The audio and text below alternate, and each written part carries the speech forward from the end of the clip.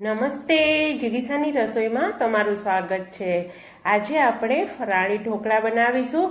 તો આ ખાવામાં ખૂબ જ સ્વાદિષ્ટ છે અને ખૂબ જ હેલ્ધી છે। તો રેસીપીને અંત સુધી જોવો। પસંદ આવે તો લાઈક, કોમેન્ટ અને શેર કરો। ચેનલને સબસ્ક્રાઈબ કરવાનું તો બિલકુલ પણ ના ભૂલો। તો ચલો જલ્દીથી જોઈએ ફરાળી ઢોકળા બનાવવાની રેસીપી।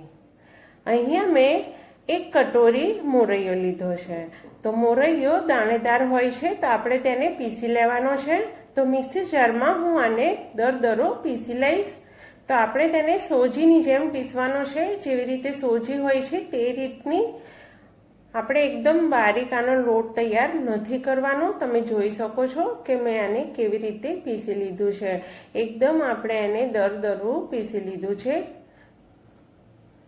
તો બસ આ જ રીતે આપણે તેને સોજી જેવું જ પીસી લેવાનું છે। હવે હું આને બાઉલની અંદર એડ કરીશ। તો મેં આને બાઉલમાં નાખી દીધું છે। હવે આપણે 1 કપ મોરૈયાનો લોટ લીધો છે, તો અડધો કપ આપણે ખાટું દહીં લેવાનું છે। તો ખાટું દહીં મેં તેમાં એડ કરી દીધું છે। હવે આપણે તેને મિક્સ કરવાનું છે। જરૂર મુજબ પાણી એડ કરતા જઈને આપણે તેને સરસ રીતે મિક્સ કરી લઈશું અને એનું એકદમ મીડિયમ કન્સિસ્ટન્સી વાળું બેટર તૈયાર કરવાનું છે। એકદમ વધારે પાણી એડ નથી કરવાનું, થોડું પાણી એડ કરતા જવાનું છે અને સરસ મજાનું બેટર તૈયાર કરવાનું છે। એક જ દિશામાં તેને આપણે સરસ રીતે આ રીતે ગોળ ગોળ ફેરવીને મિક્સ કરવાનું છે। તો 7 થી 10 મિનિટ માટે હું એને સાઈડમાં મૂકી દઈશ રેસ્ટ માટે। હવે અહીંયા મેં એક મોટા વાસણમાં પાણી એડ કરીને તેને ઉકળવા મૂકી દીધું છે અને ઢાંકણ બંધ કરી દીધું છે। તો હવે હું એક થાળીને ઓઇલથી ગ્રીસ કરીને પણ સાઈડમાં રાખી દઈશ। તો આ રીતે ઓઇલથી ગ્રીસ કરીને આપણે સાઈડમાં મૂકી દઈશું થાળીને। હવે આપણે 7 થી 10 મિનિટ બાદ બેટરને ચેક કરીશું। તમે જોઈ શકો છો બેટર આપણું થોડું ફૂલી ગયું છે। હવે હું તેમાં સ્વાદ મુજબ ફરાળી મીઠું એડ કરીશ, રોક સોલ્ટ છે। તો હવે આપણે તેને મિક્સ કરી લેવાનું છે। આ સ્ટેજ પર તમને મિશ્રણ છે, આ જે બેટર તે થોડું ગાઢું લાગે તો પાણી એડ કરી શકો છો અને તેની કન્સિસ્ટન્સી તમે સેટ કરી શકો છો। હવે આપણે ઈનો લેવાનો છે। તો આ લેમન ઈનો છે, આખું જ પાઉચ હું તેમાં એડ કરી દઈશ। તમારી પાસે જો લેમન ઈનો ના હોય તો તમે અડધી ચમચી સોડા એડ કરી શકો છો। 1 નાની ચમચી કુકિંગ ઓઇલ એડ કરી દીધું છે। હવે આપણે ઈનોને એક્ટિવેટ કરવા માટે થોડું પાણી એની ઉપર આપણે એડ કરવાનું છે। તો આ રીતે હાથથી થોડું પાણી હું એડ કરીશ, એકદમથી વધારે ના પડે તેથી હાથથી જ આ રીતે એડ કરવાનું છે। તમે જોઈ શકો છો પાણી એડ કરતા વહેત જ ઈનો એકદમ એક્ટિવેટ થવા લાગ્યો છે। બેટરને આપણે હલાવતા વહેત તરત જ થાળીની અંદર પાથરી દેવાનું છે આ રીતે। તો થાળીની અંદર તરત જ નાખીને થાળીને થોડી થપથપાવીને તરત જ ઉકળતા પાણીના વાસણમાં થાળીને મૂકી દેવાની છે।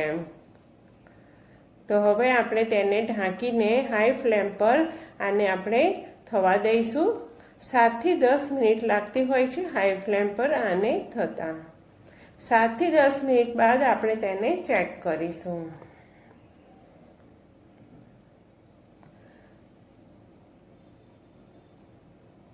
તમે જોઈ શકો છો કે ઉપરની પરત એકદમ ડ્રાય થઈ ગઈ છે। ચાકુથી પણ આપણે તેને ચેક કરી શકીએ છીએ। તે એકદમ સાફ નીકળે તો સમજવું કે આપણું આપણા ઢોકળા સરસ રીતે ચઢી ગયા છે। તો ધીરેથી આપણે થાળીને વાસણમાંથી બહાર કાઢી લઈશું।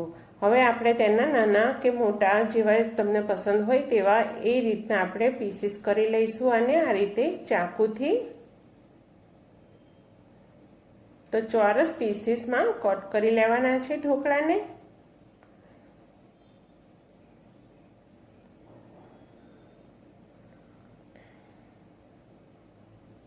હવે હું આને સાઈડમાં મૂકી દઈશ અને ગેસ ચાલુ કરીશ। ગેસ ઉપર મેં એક તળકા પેન રાખી દીધું છે। હવે આપણે તેમાં કુકિંગ ઓઇલ એડ કરીશું, 1 મોટો ચમચો। તેલ ગરમ થાય તો 1 નાની ચમચી આપણે તેમાં રાઈ નાખીને ચટકાવવાની છે।